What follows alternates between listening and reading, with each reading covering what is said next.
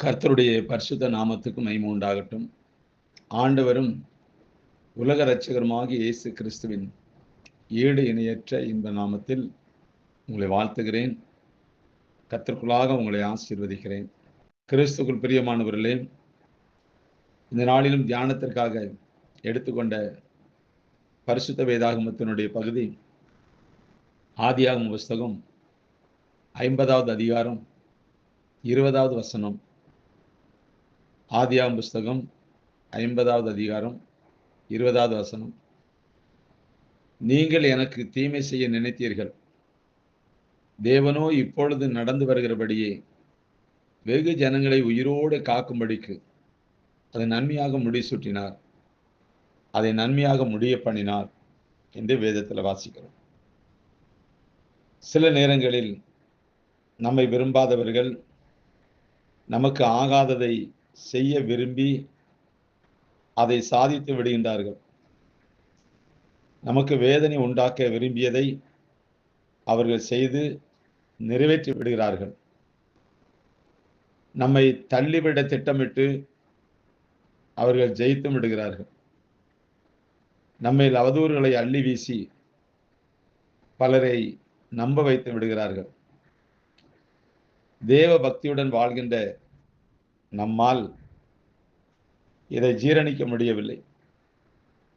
தேவனுடைய வழிகளில் வாஞ்சியாய் இருக்கின்ற நம்மால் இதனை தாங்கிக் கொள்ள இயலவில்லை.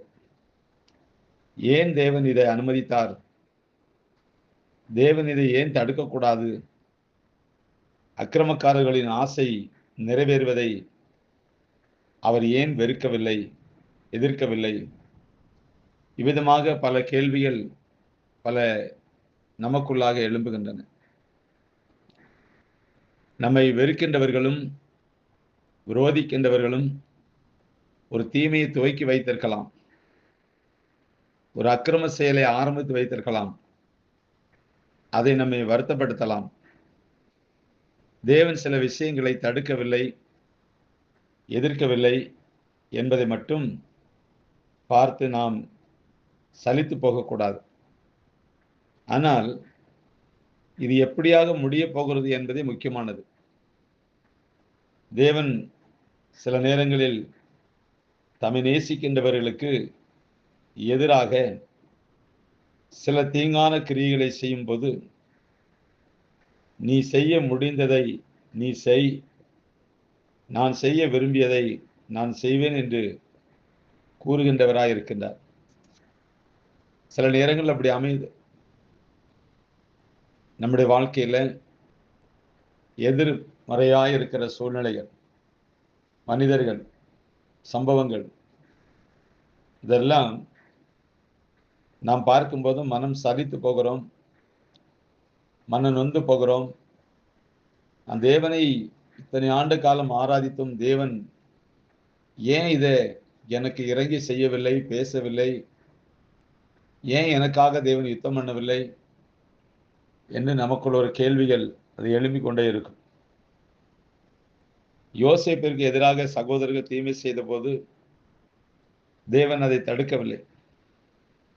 ஆனால் அந்த தீமையான ஆரம்பத்தை தீமையாக முடிய விடாமல் நன்மைக்கு ஏதுவான ஒன்றாக முடிய பண்ணினார். ஏனென்றால் சில நேரங்களில் மற்றவர்கள் நமக்கு செய்யும் தீமைகள் நம்மை நன்மையான இடங்களுக்கு நேராக கொண்டு செல்வதற்காக தேவனுக்கு அது தேவைப்படுகின்றது. எனவே விரோதிகள் என்ன செய்தார்கள் என்பதை அல்ல, அது எவ்விதமாக முடிய போகிறது என்பதையே நாம் பார்க்க வேண்டும்.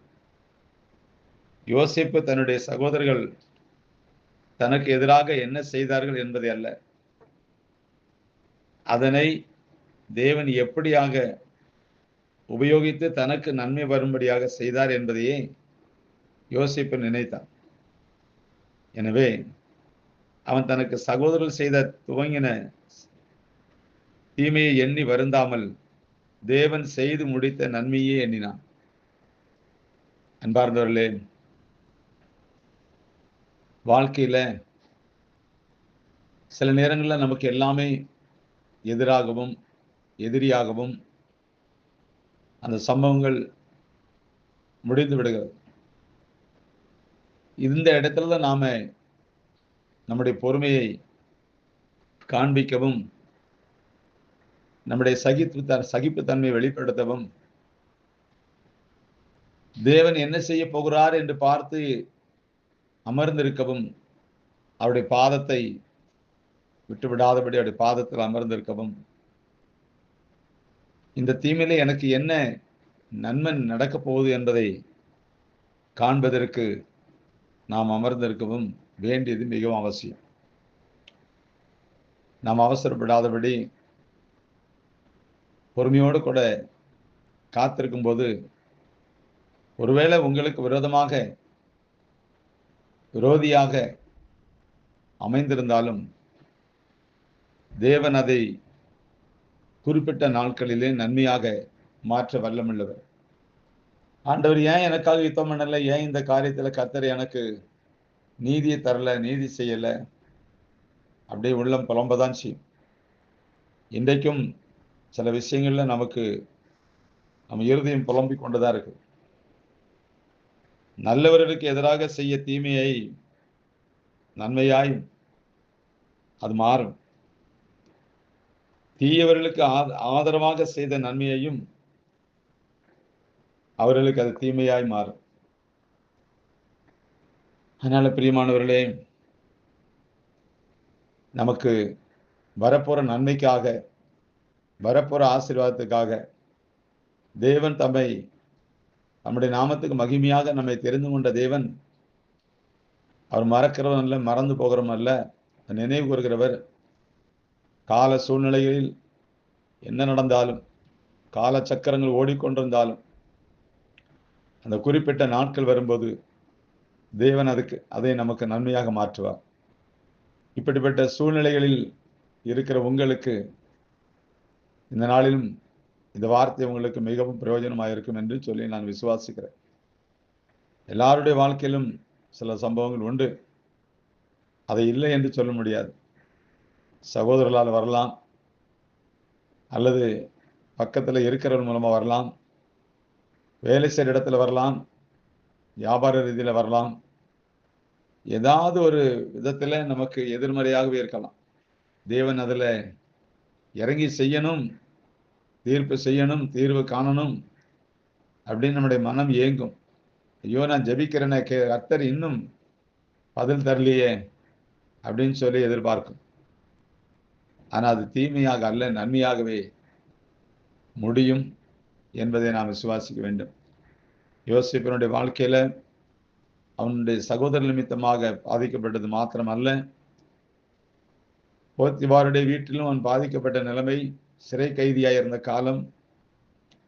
ஆனால் இதெல்லாம் கடந்து வந்து அவன் தேவனிடத்தில் எதையும் முறையிடவும் இல்லை, தேவனை குறை கூறவும் இல்லை.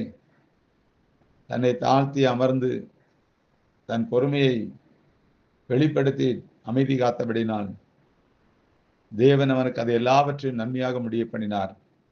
பார்வோனுக்கு அடுத்த ஸ்தானத்தில் அவனை கொண்டு வைத்தார். அவனுக்கு விரோதியாக இருந்தவர்கள் எல்லாரையும் அவனுடைய பாதத்தில் கொண்டு வந்தார். அதுதான் உண்மை. இந்த நாளிலும் நாமும் இந்த வசனத்தின்படியாக நம்முடைய வாழ்க்கையில தீமையாய் காணப்படுகிறது என்று சொல்கிற எல்லாவற்றிலும் தேவன் நமக்கு நன்மையாய் மாற்றி தருவார். கவலைப்படாதீர்கள். கர்த்தர் தாமே உங்களை ஆசீர்வதிப்பாராக. God bless you.